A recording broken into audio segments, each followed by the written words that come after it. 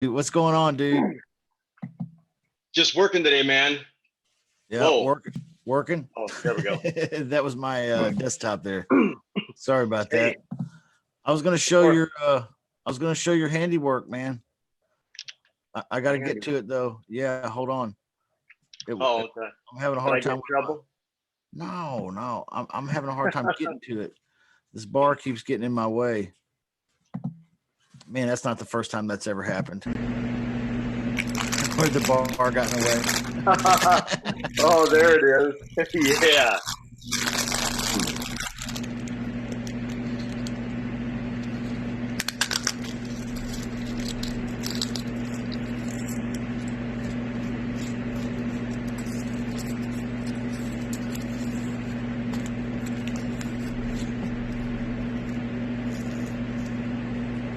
Midnight Mentor, right there. Get you some. You know, that's a great video, Rick. I appreciate you sending that to me, man. That's cool, man. That's great. You know what I wonder though is was that the free T-shirt that I sent you? That you. That's the one. That was the back. That was the background. Oh, that's Yeah. hilarious. Hey, that's Yeah. totally cool, man. I'm glad you're getting some good use out of that. No, I wear it, man. I wear it. I'm messing with you, dude. I'm not that kind of guy, really. You know, I hate it when people give gifts and they're still attached to it. Like I had this girlfriend one time who thought she was a great painter. Have you ever had the luck to date someone that was like a great painter in their own mind, like art? Yeah. Oh, yeah. Gotcha. Yeah. So yeah, definitely. And she gave me some paintings, and later she Nice. came over. Yeah, later she came over to my apartment and found them all in a closet. uh, what do you do? What do Just you trying to do? just trying to Yeah. keep them safe until you hang them up. Oh yeah. You know, that's what I needed to do. You know, I needed to be a better golfer and improve my lie. You know. Nice. So anyway, it's great to see you here, man. This is the Midnight Mentor session. We got several people trying to pile up in here in the Zoom room. We are on Zoom tonight, guys. Normally I use what's it called? Slobs. You guys ever heard of Slobs? Streamlabs OBS. And that helps me do all these, extra clips and stuff. But tonight I wanted to just go live on Zoom. And I think we're on YouTube right now, and that's probably about it. Periscope, maybe a few other places, but not Facebook. I didn't go on Facebook. But if you're out there watching and you want to be in the Zoom room with us, it is zoomjustin.com. Zoomjustin.com. Okay. The password is money. All right, guys. All right. Did I scare you away, Rick? No, there you are. Okay, great. Well, tonight I just wanted to, freestyle. I wanted to freestyle, guys.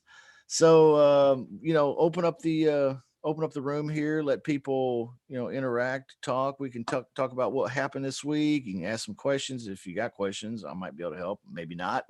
We'll see. Maybe we'll do a little role play. But let's just have fun. Let's just spend some time together. Oh yeah, there's a bunch of people trying to get in here. Okay, great. Welcome everybody. Wonderful. Wonderful. Looks like Michael Batista is trying to join and having a hard time. He's in Peru. That dude went to Peru and got stuck. What's the time over there? I have to Google that one. I think he's Central Time like us here, like me. He is. Oh. Yeah, I think he is. But yeah, see, he's in the same time zone. He's just south, right? So he's like in the southern hemisphere, South America. Yeah, it says 12:06. So yeah, I guess so. Okay, cool. So yeah. Yeah. It says he's trying to join. I don't know what his deal is, but maybe he's having a bad internet connection. I don't know. I don't know what Peru's like. I hear it's gorgeous. But anyway. Hey, there's Aiden. Yeah, welcome, Aiden. Glad you're here. And Alus is here too. What's going on, Alus? Hey. Hey. I'm here. How's your week been? Pretty busy. Yeah, well, Yeah, that's I've good. been working. Yeah. Well, good. Oh, Aiden says he's at work right now in the chat, and he's just going to listen. So, You're going still. Alus, are you work? What have you been working on? You working like at a job? No, no. No, I've just been working on the leads that I received. I've been, trying to really get the hang of running comps and understanding ARV. Yeah. Really get the hang of running comps. Sorry, Yeah. that was me. I fixed it. You say you're trying to get the hang of running comps and getting ARV. Yeah. Do you have a tool like PropStream or anything that you're working with to help you do that? Yeah, I do. Okay, Mhm. cool. Well, what's the learning curve? I'm just trying to master it, because that I find that actually takes me a while to be able to how would I say, make the offer. Like I can speak to the seller, but when it comes to making the offer, I get stuck. Yeah. Yeah. And that takes me a while. On creative stuff or like ugly house stuff or both? Both. Yeah. I Mhm. see.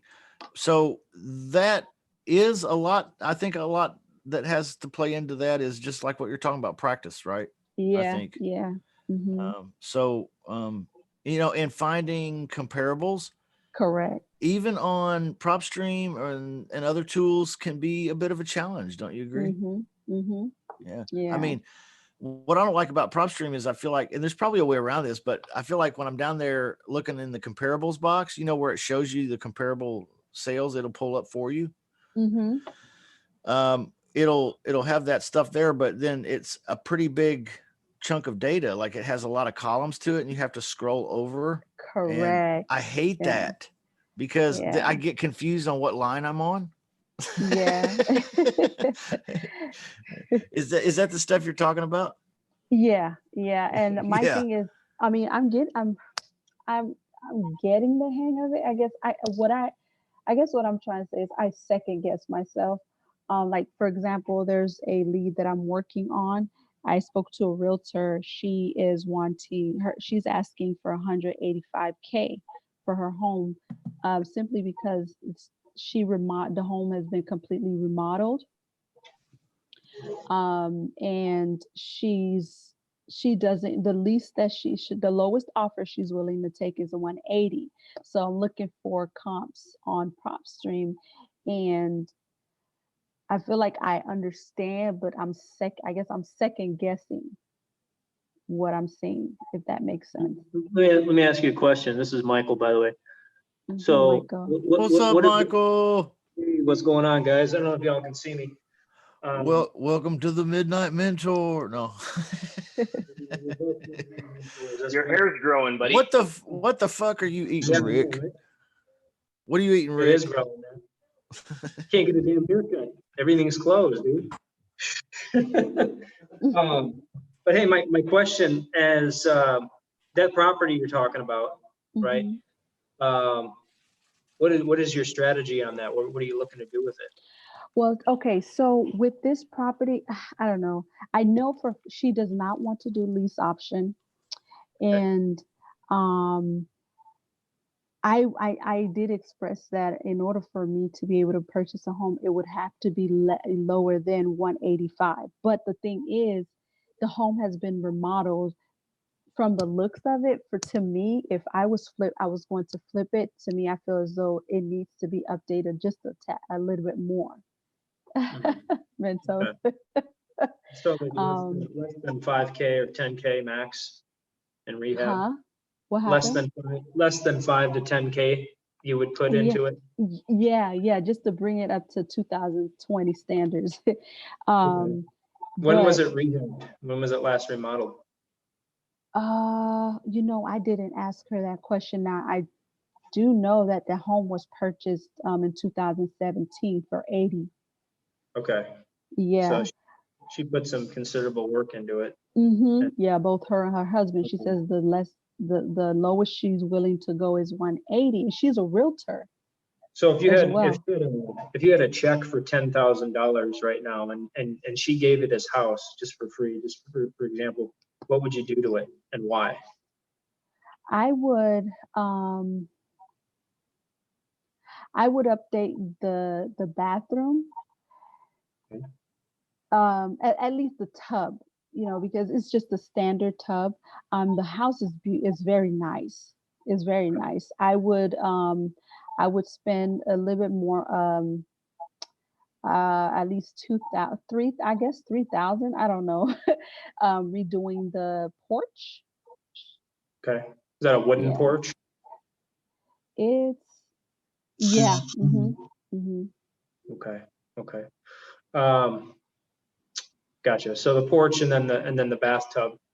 Yeah, basically I mean, yeah, the kitchen it's nice, but I mean, I would leave. It's okay. It's doable. Gotcha. Mhm. So, all right. So I mean, max there. I mean, you're probably, and Rick, you're on the line, right? Oh yeah, sorry, I was muted out. No, you're good, man. Do you do rehabs too? I don't do rehabs, but do you do them? I have. Just kind of Yeah. depends on the situation and how much of So a I mean, rehab.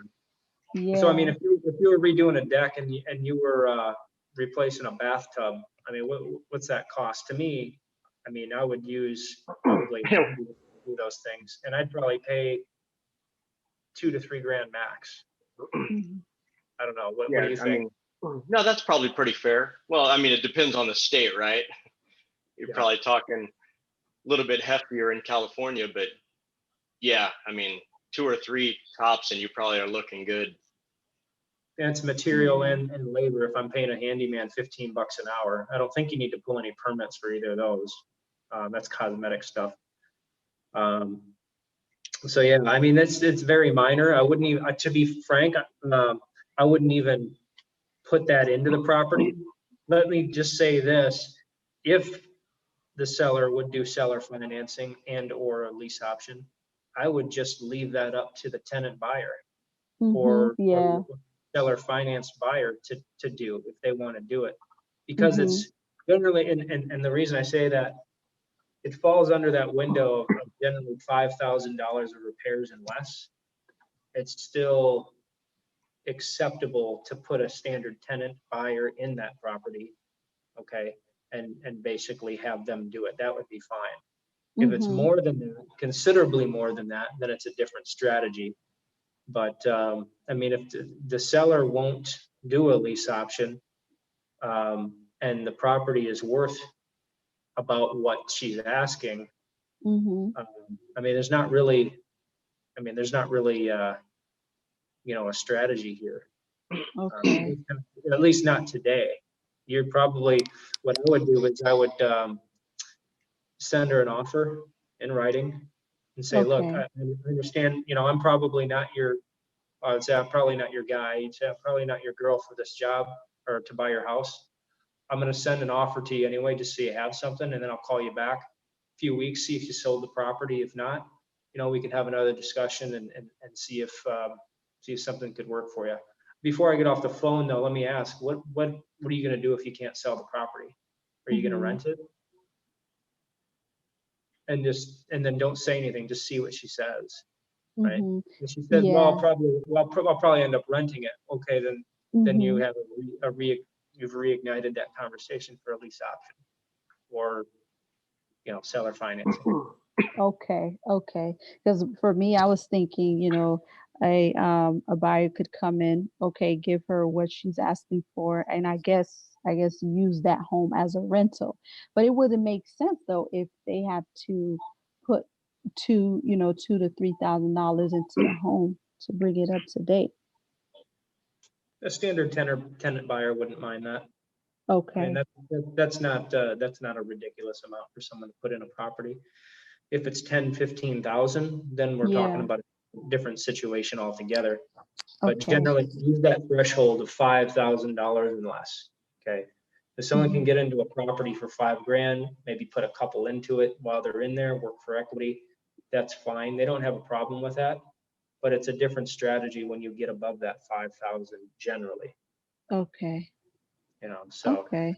But that's what I would do. I'd put it in your CRM for follow-up, call her back. Yeah. Mark it for Mhm. 30 days or 3 weeks. See if she sold it, see if she's had any offers, and then have another conversation, and see if she's willing. All I would do is I would just send her an offer, and just that way she has it. And who knows, maybe 2 weeks she calls you back, hey, is this offer still good? Would you still consider this? Maybe Okay. she has is she paying hard money on it or anything like that? Or did she pay cash? I don't know. Yeah, I'm Okay. not sure. Yeah, she says she actually has several properties that she already has rented, and this is one of the properties that she just didn't want to rent anymore.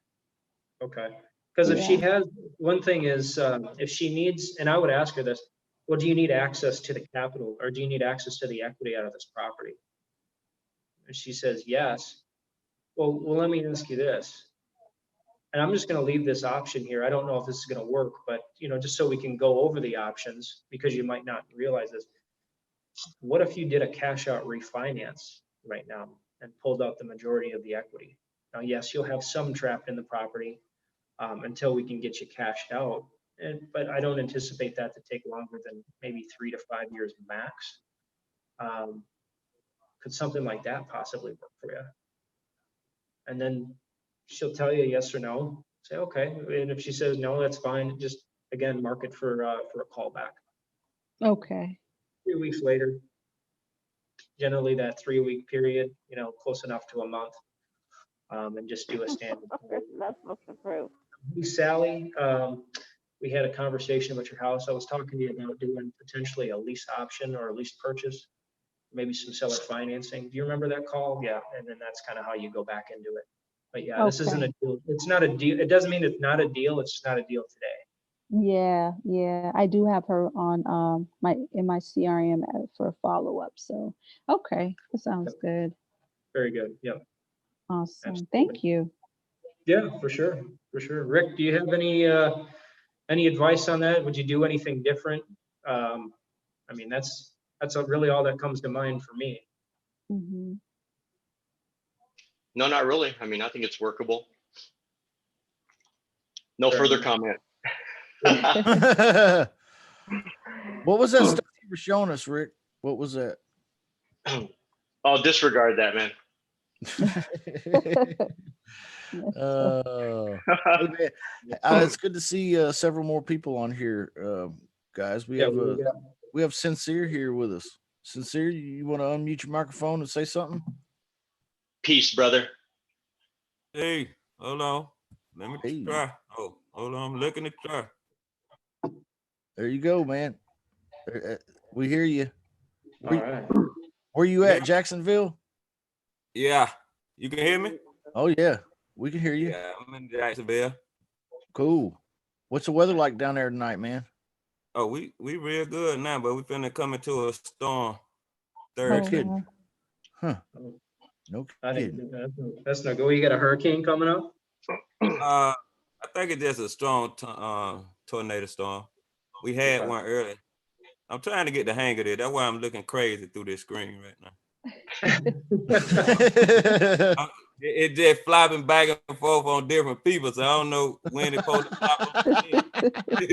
Oh my God. Okay, I just leave it like it is then. We do it like that. Anytime someone talks, it'll swap to their camera and show them. Oh, okay. Yeah, on the Zoom. So whomever's loudest or something like that. But Well, you winning right now. yeah. But you should be able. Wow. You should be able to move it so that way everybody shows up at once on one screen. Yeah. Okay. Yeah, there's a button at the top right that says gallery view.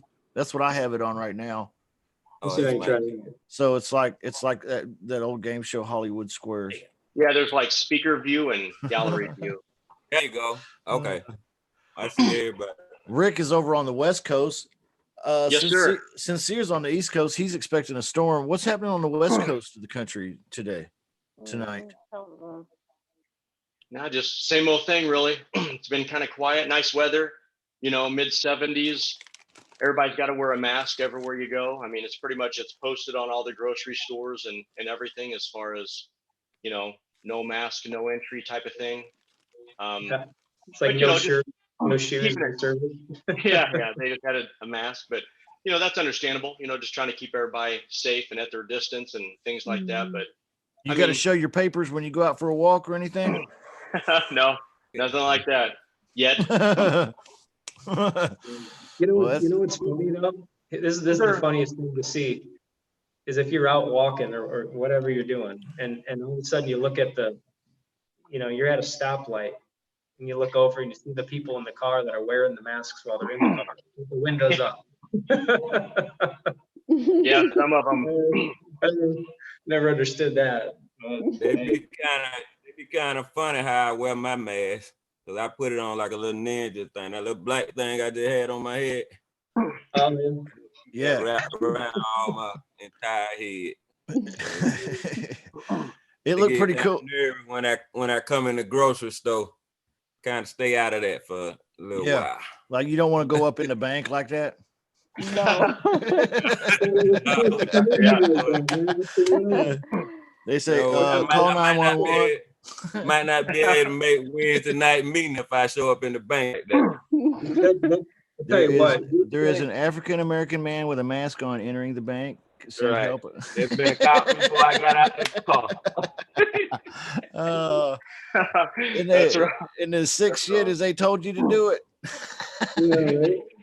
Just walk up and just say, "I'm here to make a withdrawal." Yeah. Right. Take something out. Slip him a little sheet of paper, a little slip of paper. That's hilarious. That's bad Gotta advice. do our part. I'm not an attorney. Michael. Okay, Michael, you automated REI. Yeah, man. Okay, I talked to PA a lot. I talked to two. I don't know how to say his name. That's why they call him by his initial. PA. Yeah, 2C. Yeah, 2C. I talked to him today. Matter of fact, he skip trace a list for me and put it back. Nice. Awesome. So you're gonna be cold calling, or what do you do with the list? Are you wholesaling? What's your strategy? I'm going for it all. I started with wholesaling. So before I caught on with Justin, I was doing on Facebook. I do Facebook with Chico, Chris Chico. Oh, Facebook ads and stuff? Yeah, Facebook ads would cost me like about $300 a month. That was okay. That was like my first time running that one, but it'll get better, the more I do it. I just had kind of knowledge the wisdom on it, to understand what's going on with that Facebook stuff. But it ain't that hard. Okay. I don't know a whole lot about it. I'm looking to learn, looking to get into that a little bit more. I'll have to have a call with you, man. If you can help me out with that, that'd be great. Oh yeah, I can help you out with that. But you're gonna hear a lot of complaints. A lot of people complain and they'll say like, well, I got 10 leads, but all of them was door knockers. They weren't worth nothing. They was tie kickers. That's what we're calling them. They was tie kickers. But still at the same time, you still got to do a good number. Just like we say, it's a number game. You're gonna have to run through them numbers as far as to get what you want. Well, here's the thing, and I appreciate you bringing that up too. And I was mentioning that. Can you guys still hear me? Mm-hmm. What? All right. Looks like Cynthia's camera. What I was saying is, I appreciate you bringing that up because I was going over that a little bit in the messenger, right? And I think that's an important thing to talk about on tonight's call. The VIP chat room? Yeah, VIP chat. Yeah. VIP chat. So, if you guys are not in there, basically we talk about some high level stuff in there from time to time. We have fun, but basically what we're looking at in wholesaling. Okay, this is pretty much across the board from the top guys that do wholesaling. I mean, like Sean Terry, that kind of level. Mm-hmm. They're basically looking at, out of 100 leads, people that they have called and said, yeah, I'm interested in an offer for my house. Okay, that's a lead. 1 out of 100 leads, guys, 1 out of 100 leads qualify as a wholesale cash offer. Okay. What are you going to do with the other 99 leads that wanted an offer on their house? Are you going to throw them away because people won't take the low cash? No, you gotta be able to think outside the box, right? Right. You gotta be able to do something different. Most wholesalers don't know that. Justin calls it being a transactional engineer, you know, not just being like a full spectrum wholesaler. And if you want to use the wholesaler or investor or whatever you want to call it, right? If you want to kind of call that an umbrella, it's a whole business. You got to know how to structure, you know, seller financing, lease options. I say seller financing, and I consider that an entire umbrella.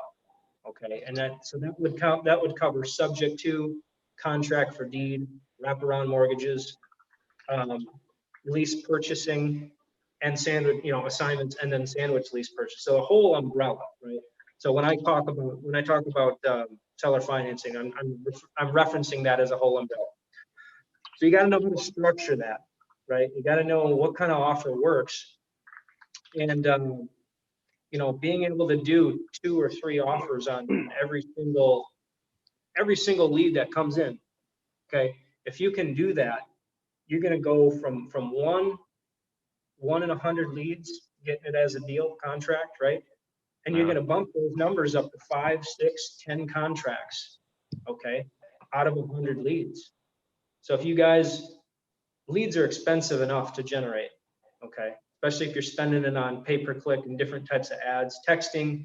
You know, you got to do a certain number of texts to get, you know, an actual wholesale deal, and to get wholesale leads and turn that into a deal. So you just got to be able to structure it right. We can kind of talk, I don't know, Justin, do you want to talk about that 3 offer, the 3 offer option? Yeah, you can talk about it if you want, man. I remember you talking about this in the VIP chat room today. It was good stuff. Yeah, and now guys, on this video, numbers are going to change market to market. I don't know what your buyers are buying at. I'm just going to use a standard calculation. So if you use, so offer 1 is a cash offer. Now, a cash offer isn't going to work for someone that has a mortgage on their property. I mean, it's just not, unless you're asking someone to do a short sale, and that's another strategy altogether. But offer 1, you know, basically looks right now. I'm talking about the top guys that do wholesaling all the way up. Okay, they're buying at 40 to 60% ARV minus repairs. Okay, Mhm. and that's the number that their buyers primarily are buying at nationwide. Okay. In order for them to be able to still hit the numbers they need, which is $10,000 to $20,000 assignment fees per deal, that's what they're doing. Okay. Now, if you want to dip into your pocket more, then, you know, maybe you can do 65, 70 cents on the dollar, you know, the same thing. But people are kind of worried about the market. So you just got to run your skill to give a decent cash offer. Otherwise, you're going to outbid, because you're not the only investor talking to this homeowner. I mean, they got who knows how many phone calls. But that's kind of 40 to 60%. So if I just say 60% ARV minus repairs, right? That's your maximum allowable offer on that cash. But for the majority, again, 1 in 100, that's going to work for. 99 times out of 100, it doesn't work. So that's where we get creative. Depending on the seller, you know, if the seller has a mortgage, okay, we look at offer number 2. Offer number 2 is seller financing. Okay. Now, again, that covers any of the umbrella, and however you do those negotiations with the seller, you are basically looking at what is going to put me in the best and the strongest position as a buyer, right? Whether you are, because you prefer to buy sub 2 if you can buy it sub 2. You'd rather buy it sub 2 because you have more flexibility to do stuff. But you're going to offer well, offer one was cash, offer two is seller financing, and we're looking at like 90% of ARV. Okay, that's your seller financing offer on offer two, unless they have an underlying mortgage. Then you just write it up for equal the amount of their mortgage. That's seller financing offer two. And offer three, this is something that was recently brought to me. I think a guy in the chat, I don't know if he's in the room, but a guy named Ron Leda. I know, Justin, you know Ron? Ron, yeah, Ron's a student of mine. Yeah, he's a great guy. Yep. He's got a lot of different information, and he was sharing some stuff with me about basically a third offer, which I had never heard of, at least not structured at this particular way. And how that looked was essentially 100% of ARV, okay, minus repairs, and then minus your profit. Okay, so like, let's say, for example, property's $100,000, right? And I want to put in, let's say I want to put in $10,000 of repairs. And then I want to make $25,000 fee minimum as an investor. I want to make 25K to do a rehab. That's what it's worth my time as a rehabber to do that, right? That's kind of the numbers that they're going to look for. And that's going to vary market to market. Some want 50, some want 30, some want 70K. You don't know. That's a conversation you got to have with your buyers, right? But if you go to them and say, hey, what's the minimum number that'll work for you on a flip?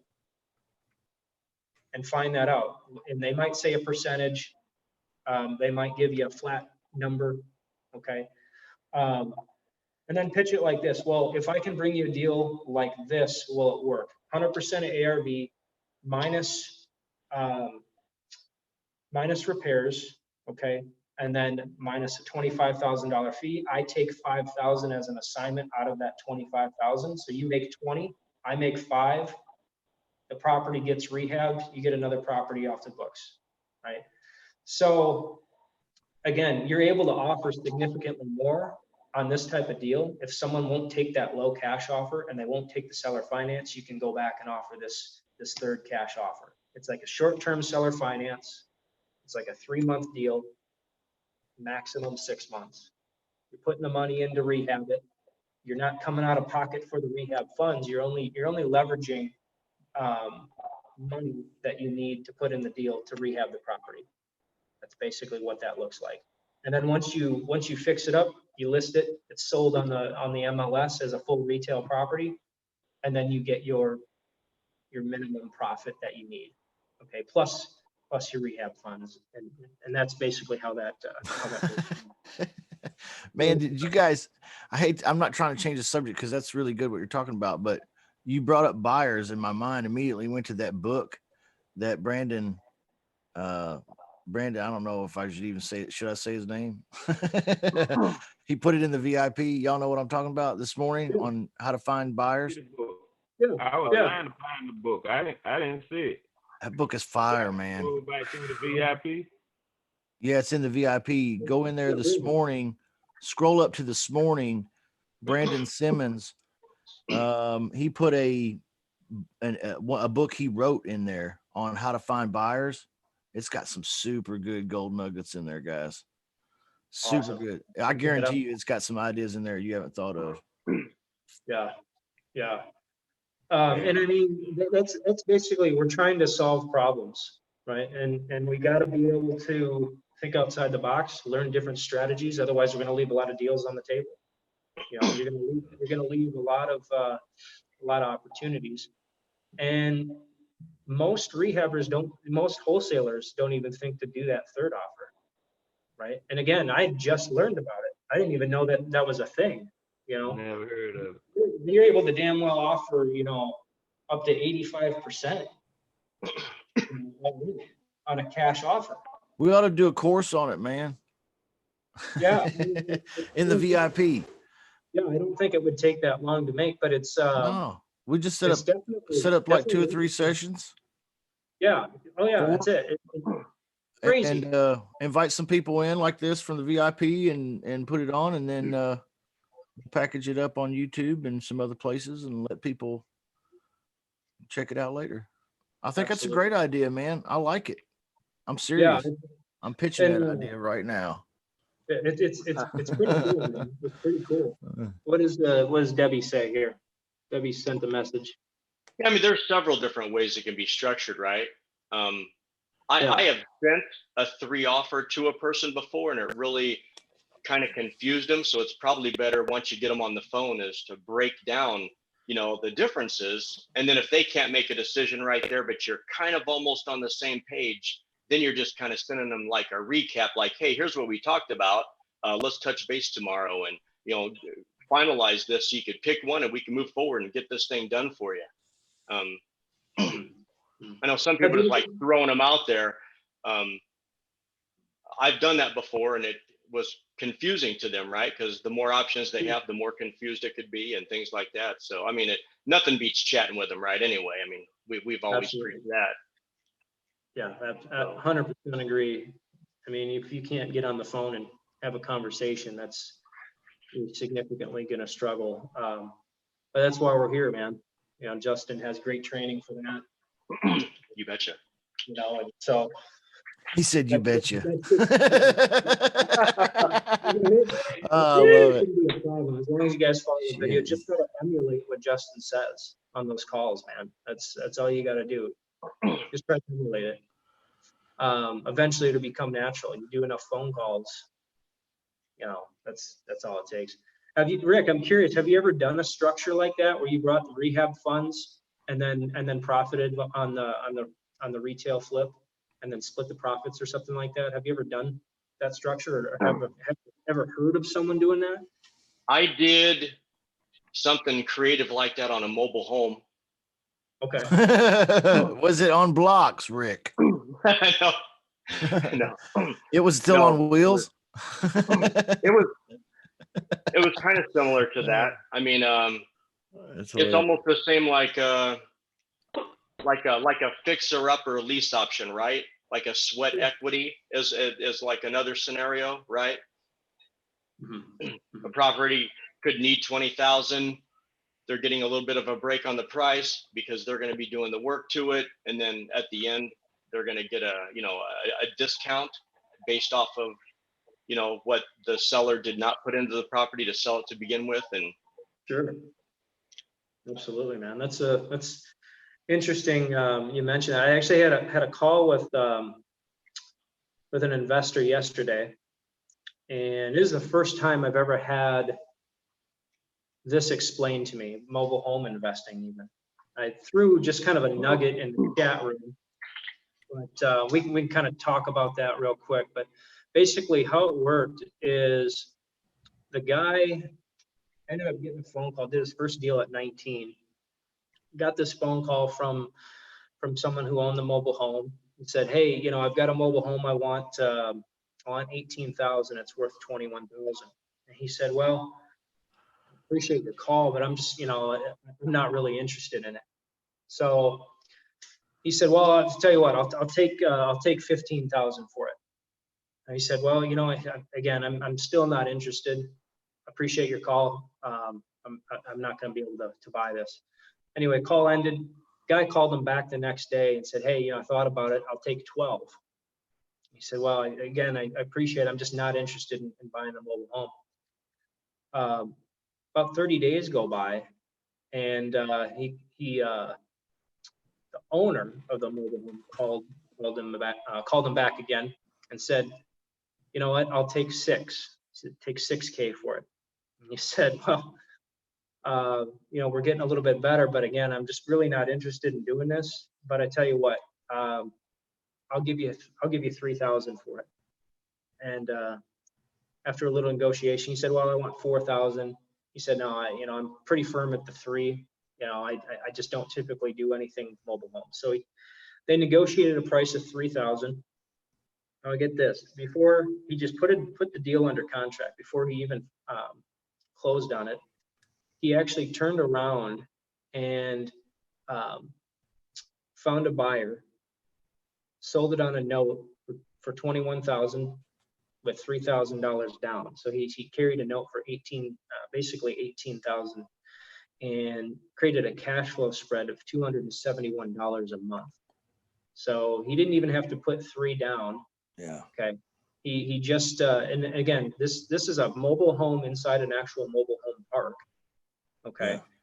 And so he basically arbitraged the deal, or he got the 3 from his buyer to pay the seller, took the cashier's check, literally drove across town, handed it to him, said, here you go. So $271, he's 19. Okay. And he, was able to pay for his car payment, all through college. So that's kind of how he did. That's kind of how he did that deal. Some of them smaller deals like that, with the mobile homes and what you might think is not very profitable, some of those can be pretty cash flowy. It's been my experience, at least. Crazy. And I didn't even know that, man. Like no one has ever broken down a deal for me like that. And I've heard so many other investors say, avoid mobile homes and mobile home parks, whatever the case is. Yeah. And it's I've been doing a little bit of research on that, and finding some of these numbers. He can sell a $3,000 mobile home for $21,000, or an $8,000 mobile home you can sell it for $30,000 on payments, or you can arbitrage it. Maybe you're putting in a couple of grand on the deal, and you only get $1,000 down, but you got a mobile home for $3,000. You put $1,000 down. Let me back up. Let's say I bought a mobile home for $3,000, right? And then I got $1,000 down from my buyer. So I'm in the deal for $2K, but I'm still getting monthly payments after selling the property. Maybe I do a note for 20. It's crazy. There's a lot of variables, right? I mean, some parks don't allow that, and some are, yeah. So I mean, but if you get in with a park manager, and because a lot of times the park managers will try to buy them up too, right? And of course do the same thing. But there's a lot of variables with mobile homes, that's for sure. And they're cash machines, because there are deals out there, that is for sure. You just got to do your homework on where it's at, especially if it's not private land, right? Yeah. And just work it. Sometimes it works out, other times not so much. My dude Steve Daria from Florida, he's big time into mobile homes and stuff. Did I ever tell you guys the time somebody gave me one? No. Like, I'm serious. Did you have to move it? No, I went to visit some family, and they lived in the trailer park, just to be honest with you. Okay. Just keeping it real. All right. There's some nicer trailer parks than others, but they're all trailer parks, right? So anyway, I was there. I was in the front yard, and this car was driving by. It was driving up the lane here, where the mobile homes are. I'm standing out front of my relatives, and it slows down and kind of like I think they're going to ask for directions or something. And the lady rolls down the window and she says, "Do you guys know anybody that wants a free house?" And I was like, let me think about it for a second. What are you talking about? This is like too good to be true. This is what are we doing here? And she said, "I own the mobile home, 5 mobile homes up, and I'm ready to move, and I just want to give it to somebody. If you want it, you can have it. Anybody want one? You need a place to live?" And I was like, sure, I'll take it. So literally, it's not like going to the courthouse and doing all that, right? It's like a car. It has like a title, like a car. Correct. So we literally went up to the bank or someplace, I don't remember. I think it was a bank, and she just had them notarize it while she signed it over to me, and it was mine. Crazy, huh? So what'd you do with it? I sold it. Yeah. So cash, or did you do payments, or how did that structure? Well, I sold it on owner finance, basically. Okay. Yeah. See, the HOA doesn't allow the trailer park, so to speak, they don't like when you do a lease option inside of a trailer park a lot. They don't like that. So they don't like sub renters. Yeah. but they wouldn't mind you owner financing the trailer, right? Okay. You could be the banker guy. So you can do that on trailers. See, so that you can acquire these trailers sometimes free in that case, right? And there's other free trailers out there too, I'm sure, or super, super cheap, and then turn them into cash cows monthly. Yeah, yeah, and you gotta think about it this way, man. If you're looking at That was like a $550 a month cash flow. Sorry to interrupt. So not bad. what do you remember what you financed? What price the note was? How much it was? Yeah, I think I only did like 10 or 12 grand, man. And but it wasn't like a 30-year mortgage or nothing either, you know. Right. And it needed work too. So Sure. So you sold it on a bit of a discount. I mean, you can sell it for more, sure. I went up to Home Depot and I went to their scrap paint department. You know what I'm talking about, where people return shit. Okay. And I found some Calvin Klein suede leather paint. It makes it look like leather or suede. Huh. And I went in, I painted the inside of that trailer in that. So it was like the most country bumpkin looking fucking place you'd ever fucking seen. It was crazy, man. But you know what? Some motherfucker wanted it to be their home, and I was happy to let them do it. So Then why not, man? And that's the great thing about it is it's a win-win-win for everyone if you think about it, because what you're ultimately looking at is let's take someone that's staying in an apartment complex, okay, and let's say there's just even numbers. Let's say they're paying $1,000 a month, all right, and then you take a mobile home and you take mobile home lot rent plus your monthly payment, okay. Justin, I don't know if you caught that, but basically, if you look at someone that's staying in an apartment and they're paying $1,000 a month, then you take a mobile home, okay, and if you can get in or around lot rent plus your monthly payment, or at or a little bit below that $1,000 a month on the apartment rent, then you could structure a deal that could be really favorable. Because you got to think about it this way. You got to remember that lot rent. That'll sting you in the deal. Yeah. It's pricey some places too, y'all. Like it's nutty expensive. Right. Like, you wouldn't believe the lot rent's like $600, $700, $800 a month over here or something. It's like, Yeah. what the hell? They got 1,300, 1,400 out here. Absolutely. So here's what you gotta basically take into consideration. $1,000 a month rent today, 5 years from now, is probably going to be 1,300, 1,400. Okay.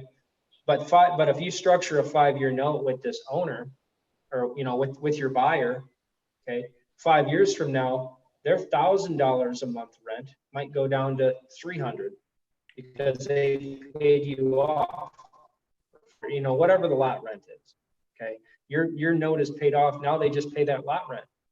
So, and you got to figure too, someone buying a single family property, okay, depending on the pricing, but let's just say $100,000 property.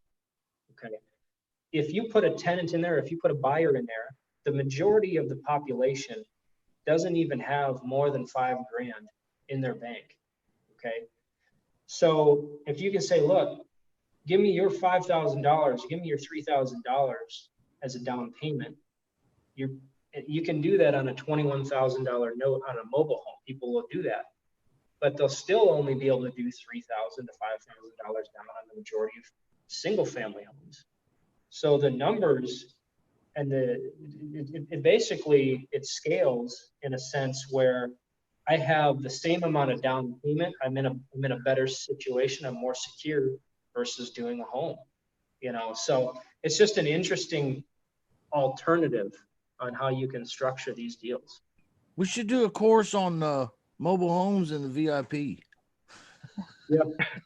That's the beauty of real estate, right? I mean, there really is opportunity in every aspect of it, really. We should do a course on vacant land in the VIP.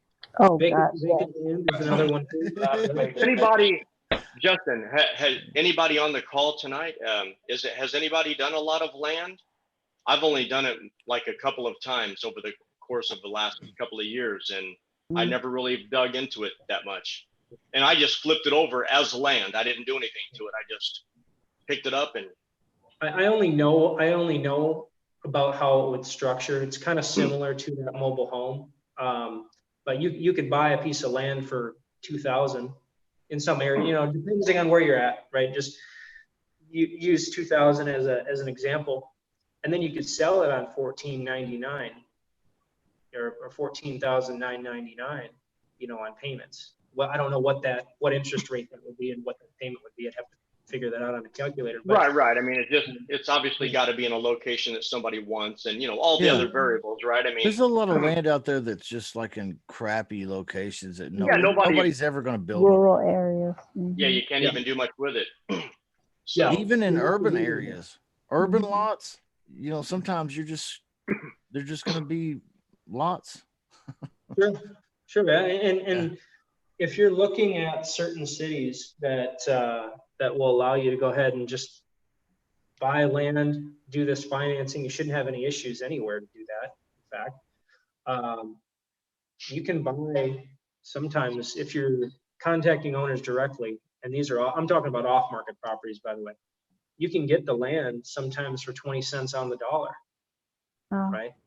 So, you know, you want to structure a note like this, you certainly could. The cool thing about it is, hey, there's no one occupying that property. Now, yeah, you're in a note investing space. You're not actually a landlord if you sell it on payments. You're That's actually the cool bank. though. That's cool. But- I like it. Yeah, the only thing you have to worry about is if they're going to make their payments. You Yeah. know. But if you're Uh, only you in it for can- a few grand, you know, Yeah. Worst case scenario, you get $1,000, $1,500 down. You know, you're in it for, let's say, 3 total. yeah. You know, it's not a bad situation. I do know some investors that do this, and they're doing very well. But they've made this their primary business. You know, this is all they do is land. So Yeah. again, there's about 18 different shiny objects on this call. So, but all of it comes back to, you know, creating a monthly cash flow. That's what it's all about. Gotta do it, man. Gotta do it. What's these some free more?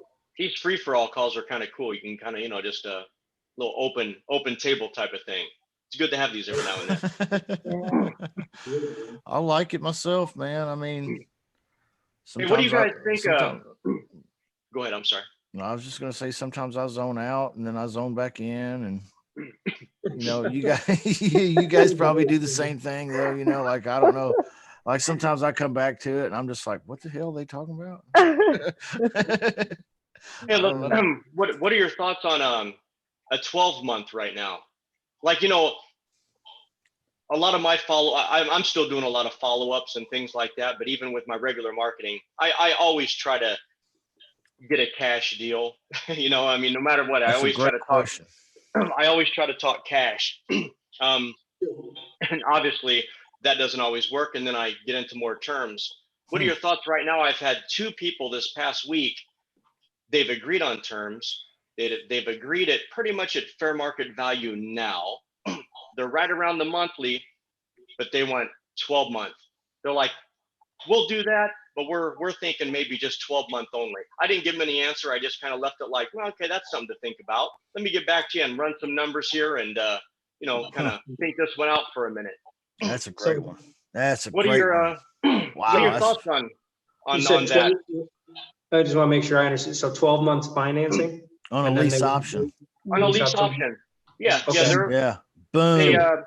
the That's a cash great point. deal, the cash deal, I really needed them at around 60%, you know, preferably lower, right? But they just can't go there. So wholesaling is just not going to work for me.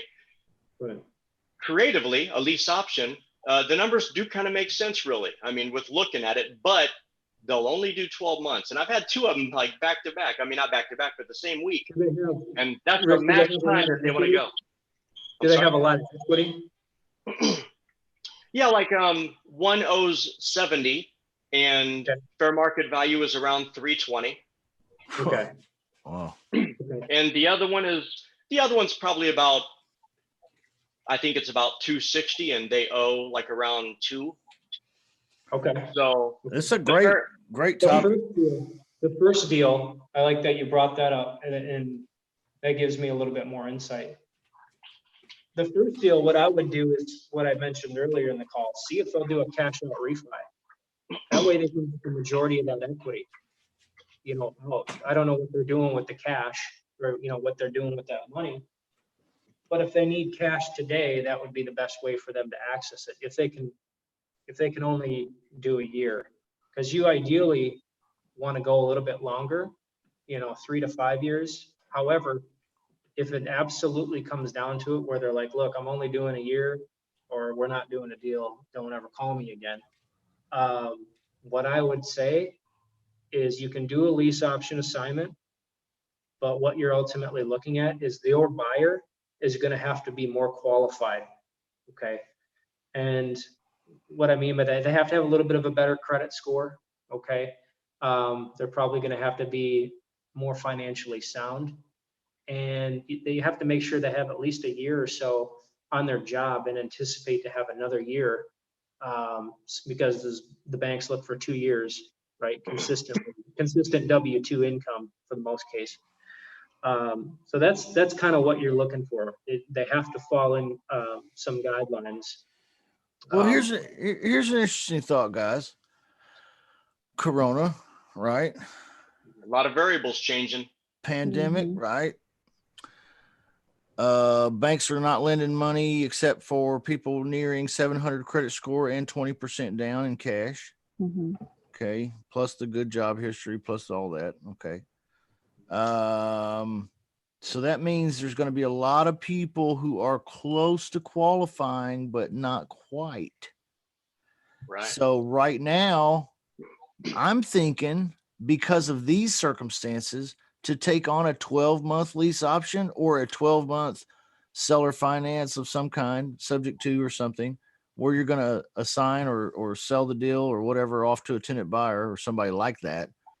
Then I think 12 months, man, that might make a lot of sense in nice areas where it's like not questionable B minus C neighborhoods. We're talking about like A minus B plus neighborhoods. What do you think, Rick? I mean, you bring up an interesting point, man. Maybe this Sure. is okay right now. There's a lot of, well, the tough part is that it's that whole crystal ball thing, right? I Well- mean, there's a lot of variables and there's a lot of pieces that we're kind of missing. So You gonna answer 8 ball? but again, it's It said ask again later. yeah. Like ask again in 90 days. Right. So yeah, that's what I mean. That's why it's got me churning, because again, there's I'll some tell you what. possibility there. And Here's what my thought is if it's a nice bread and butter kind of deal where it's a 3-bedroom, 1.5 or 2 bath, it's got off-street parking. This is a desirable neighborhood of, it's not like people are beating the door down to get into the neighborhood. It's not a gated community, but it's like, it's a family home in a nice clean area. The schools are close and they're safe. Crime is low. Yeah, I'm thinking I'm going to take the next one that tells me, well, I'd do it, but I got to have 12 months. Y'all love me. That's my dumb seller voice. Y'all hear me do that all the time. Well, I got to. Yeah. That's that hillbilly. That's funny. Well, I'd like to do it, but I can't do it more than 12 months. yeah, I hear that a lot. And, I'm going to start taking them, man, when they fit that parameter and see what happens, Rick. One thing I would, 12 would be close, but you can get someone done in 6 months with credit repair if they need to do something like that. It just depends on where all their other financing is. that's Well, a big if right now. What if That's you a get big to, if, right?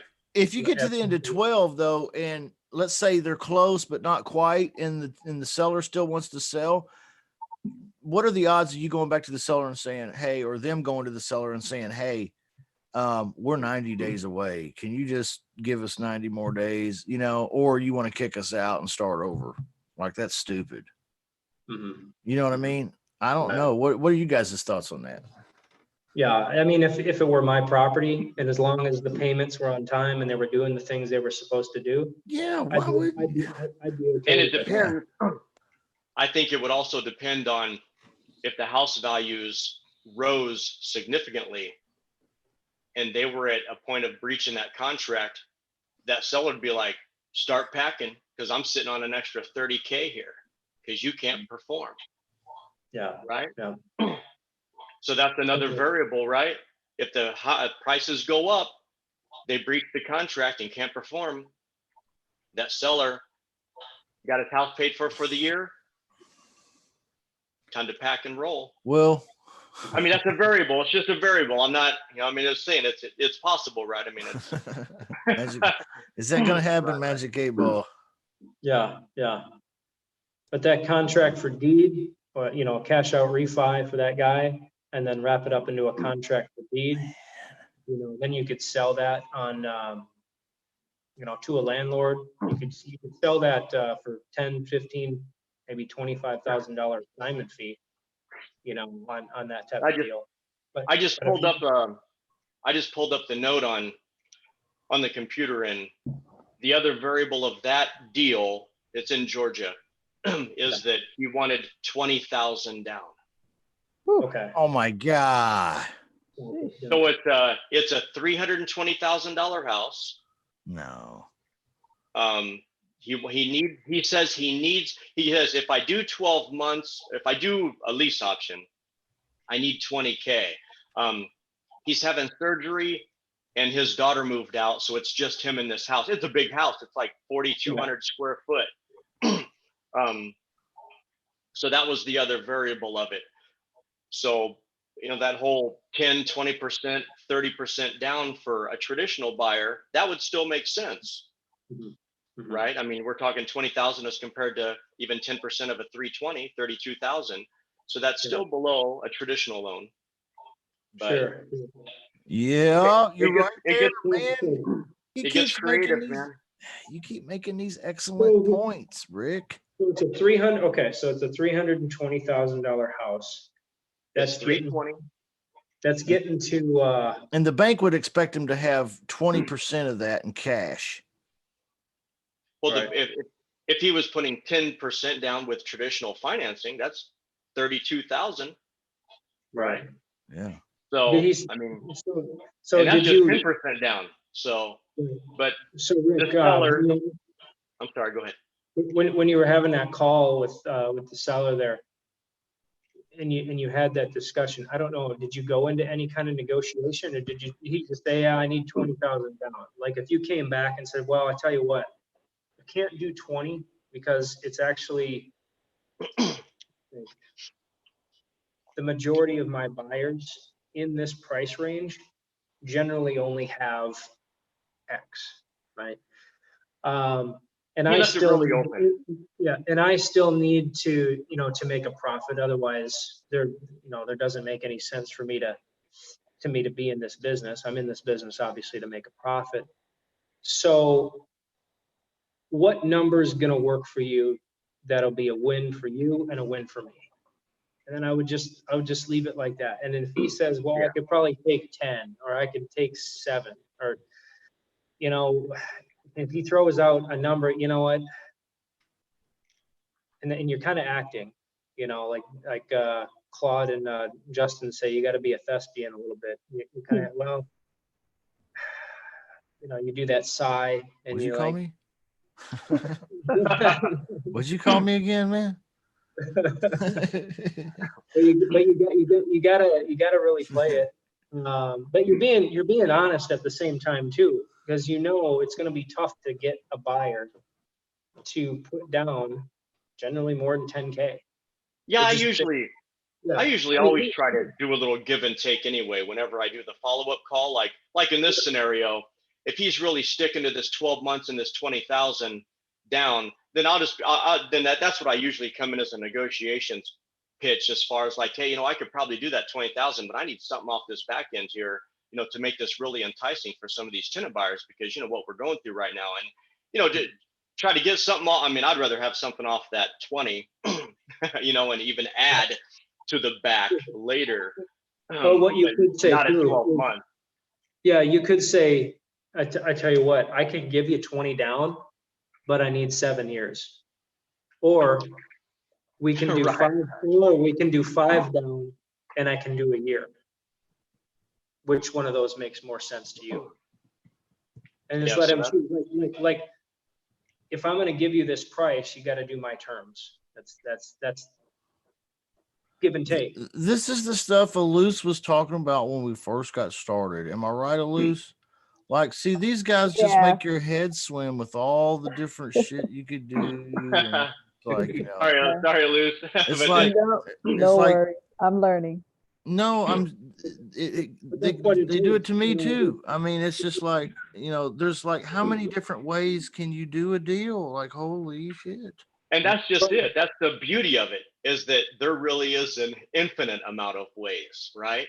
I mean, Someone the actually end of the day, told if it me makes there's 17 different ways that you can do real estate. Like 17, 18 different deal Uh-huh. structures. Yeah. Crazy. And, but here's the thing, when you're negotiating with these sellers, always talk as if you have $1 million in the bank, Yeah. right? correct. Even if you only have 1,000 or nothing, it doesn't matter. You have $1 million in the bank because you're basically arbitraging. You're playing with invisible cash. Okay, so you can say, yeah, I can give you 20,000 down, but I need 7 years to make this work for my Mhm. buyer and for me to be able to make a profit. Or I can do a year, I can give you $5,000 down and get you out of this deal in a year, which makes more sense. You might go back and forth, there's going to be another conversation, or, deeper into the conversation, you find out what number he absolutely needs, right?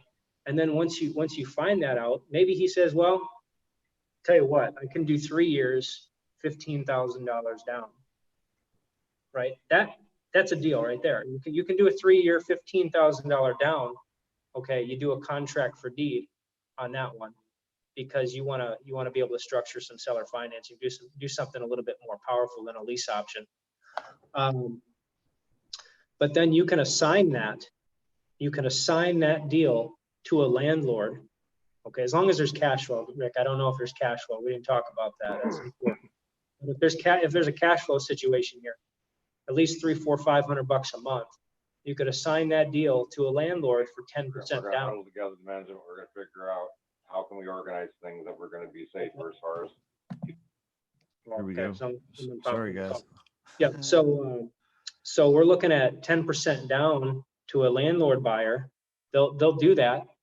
Well, guess what? $32,000 down. You pay the seller 15, you pocket 17. Who cares? You did that with no money out of pocket. Brandon Simmons just says in the chat here that he's watching and listening incognito mode. He's a Why don't you ninja, jump guys. on the Did you phone, guys know man? he's part-time ninja? He's like incognito, like the Secret Service.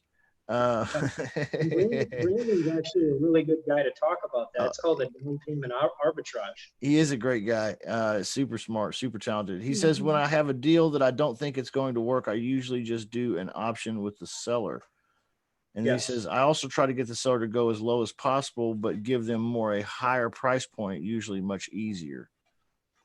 That's a good point too, Brandon. Yep, Good point absolutely. too. And then you can renegotiate later if you have to. Right. Not a bad strategy. Like you guys were saying, there's 16, 17 different ways to do a deal, right? Crazy. Mhm. But, and maybe even more than that, really. But you can't be a master of all that. At least I can't be. Okay. Chances are you can't be. So I try to pick, there's kind of two categories that I think houses fall into, and that's the low equity, pretty houses. And then there's the ugly house stuff. Yeah. Makes Yeah. it easier. Makes it easier. Brandon says he's not a ninja. He just doesn't want his wife to know how addicted he is to real estate. Buddy, I bet she already knows. You know, I'm so addicted to it that I'm starting to grow this goatee like Joe McCall. You know, oh, no, don't do that. I'm just gonna sit here and stroke it though. I'm gonna stroke it like I'm thinking about something real hard. I think the only way that would look really good is if you did Claude Pear. Yeah, Claude, his hair is pretty wild right now. You guys seen that? It's like really long. Man, yeah, essential, non-essential, my ass, right? These haircut people are essential. Yes. I'll tell you, we got a guy listening in right now here in the Zoom room. His name is David, and I was going to ask him. I was talking to him earlier. I was going to say, "Hey, David, Mr. Rodriguez, how did you get so high and tight with this hairdo? I mean, you're looking pretty. I mean, we're all shaggy out here, man." He must be in I the got car. a friend that actually cuts hair, so that's how I did it. He's got all right. He's got the inside scoop on a hair. He's a barber. Comes over and cuts your hair. That's pretty Yeah. cool. That's Ken's good. own barber, man. He's breaking the law. He's breaking his license right now. Guys. So obviously then it sounds like, just to go back to that real quick, 12 months is okay. You could do it. I think so, man. I mean, that's the way I'm seeing it, right? It sounds like we're going to be able to collect bigger down payments and close deals faster. And why not? And unless it's like a questionable neighborhood. No, yeah, no. Yeah, I mean, Yeah. Rick, you could do it, but like I said, you need to work on that down payment because that's a little bit higher. You want to be able to pocket. I don't know what your minimum deal threshold is and how much effort you want to put in a deal before you get it sold. But as long as it meets the numbers you need to meet, hey, more power to you, man. Yeah, I've been thinking about the whole 12-month thing for a day or so. So Dude, I'm so glad you brought that up. That's the biggest thing I've heard drop today, man, in my life, really, to be honest. You've changed my life, Rick. and all I asked for is another shirt and a little beanie cap that says "Shut Up Money" on it. Hey, there you go. I'm going to be ordering one, by the way, not to change the subject, but I'll reach out to you. Okay, that's cool. You can get them right off the website, man. I couldn't find the hat. The hat. Oh, yeah, the hat. Yeah. I couldn't find Yeah. it, so I'll get back at you later. Okay. Brandon says all you need to do is go with his hairstyle. Saves on shampoo and conditioner. It's because he's slick. Like you cut it. Yeah, he looks like the captain, man. Yeah, Nice. you see, he looks like what? Captain Crunch? What'd you say? Messed up, Michael. He said, I do 12 months on lease options, but on wraps and contracts for deed, he usually can get the seller to go at least 36. Yeah, you gotta kind of be at a minimum of 36 to be able to Yeah, I sign them. prefer it. Here's what he Yeah. says, though, and this is the best part, man. I realize the limitations are usually only in my mind. Yeah. Ooh, Yep. what do you think about that, Sincere? You think he's right? Yeah, you right. That way it at. Yep. Can't be nowhere. You the only hold up. Yep. Yeah. Yep. He says I can usually negotiate 3 to 5 years pretty easily. I like the 3 years because the seller can still take advantage of the tax benefits. Right. Oh, That's what I was looking at. Because when you were saying 12 months, I know at least 24 months. Because you got to get your buyer for, I could do the buy at 12. But as far as the seller, you know, I would think that was a little too quick. You know what I'm saying? 12 months. I ain't got time to put nobody in there. Mhm. And I see it. I could be wrong, but I'm just saying. But if I got 24 Well, with the, I think I like- normally, yeah. I think, yeah. You're really just looking for a more qualified buyer. I think normally you'd be right, but I think the economy, the way things are changing, the banks are not loaning the money, so there's going to be more highly qualified people coming to the table Yeah. that still can't get a bank loan. You know what I'm saying? That's it.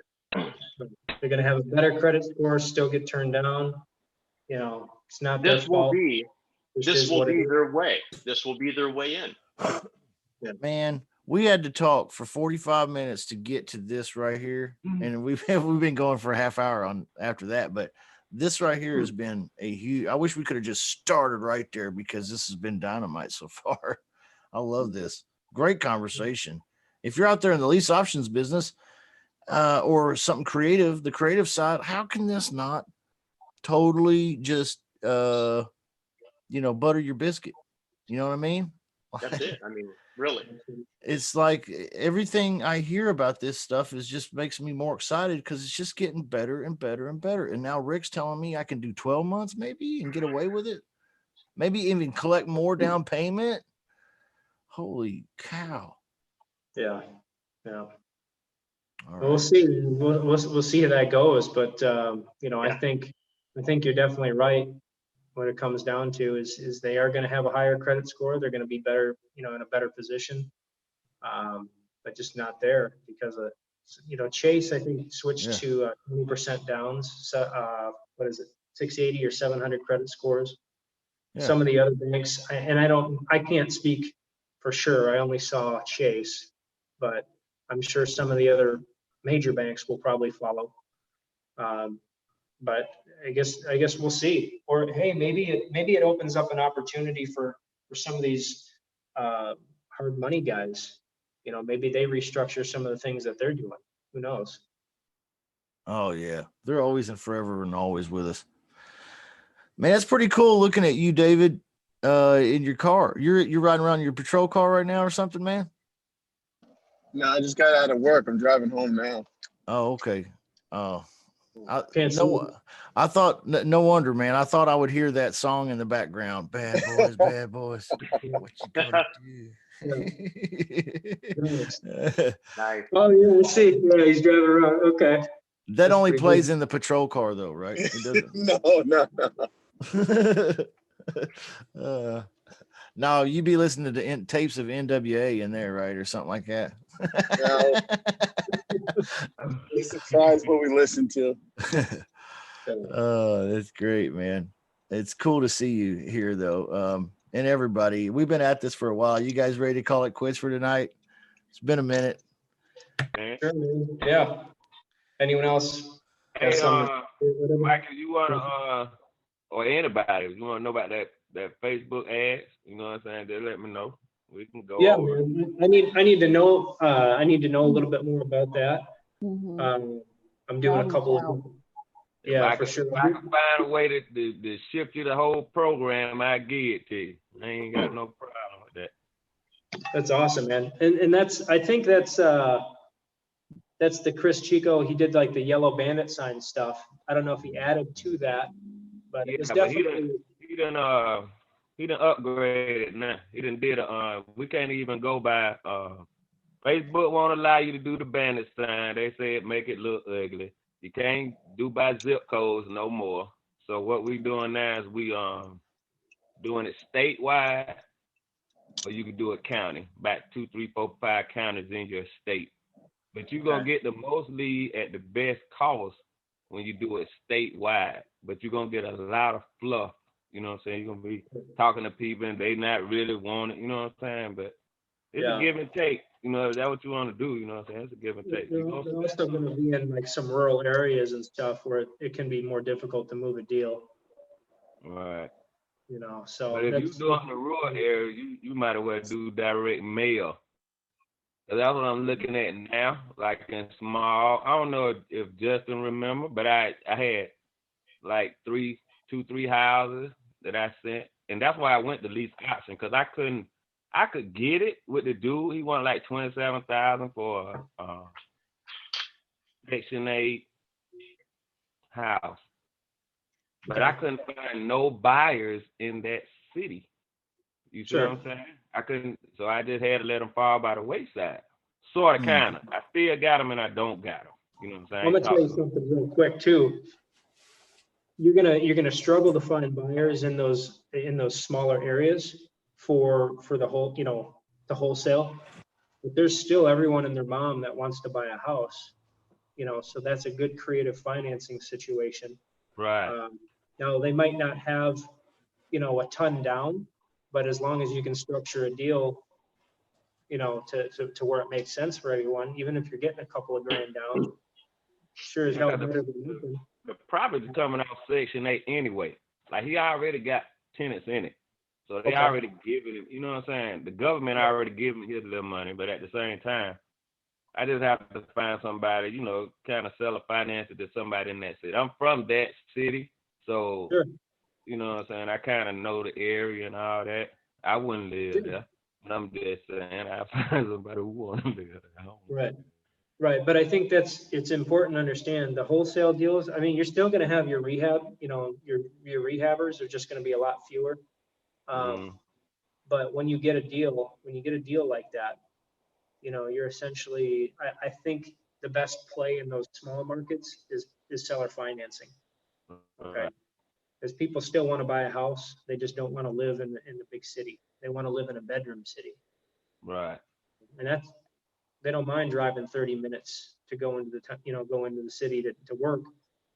But they want the cheaper taxes. They want the, country living. Just depends on, obviously every area is a little different, but that's kind of what you're looking at there. That's what I would recommend, just to keep that in mind. That's what I ended up doing. That's why I went on and got into the lease option part. You know what I'm saying? Because I feel if I go back to them now and try that, we might be a little better. We might come out with a better.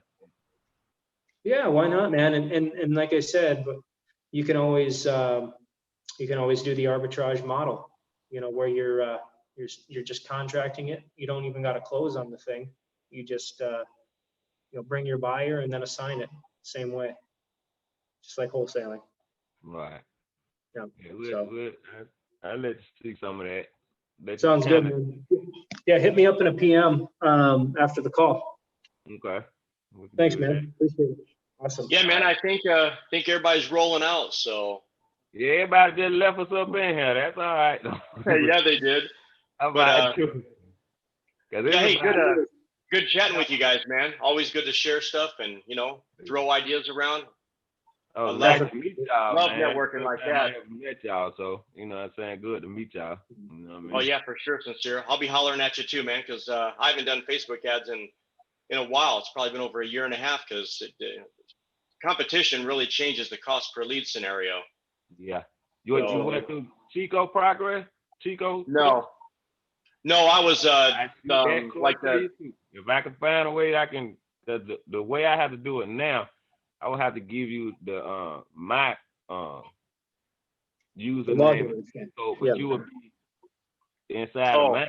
It wouldn't just be yours, but with that I can send you all the information through it, or if you could use it like that, you can. It don't matter. Yeah, this is live now, so we'll chat later on in the VIP room after we get off the live, or and over the next day or so. Let's all connect again. Yeah, that'll work. Good, man. Cool, man. Appreciate it, buddy. All right, you guys have a good one. All right, you guys take care. Be safe out there. Thanks. All right, guys. Bye. All right, good night, guys.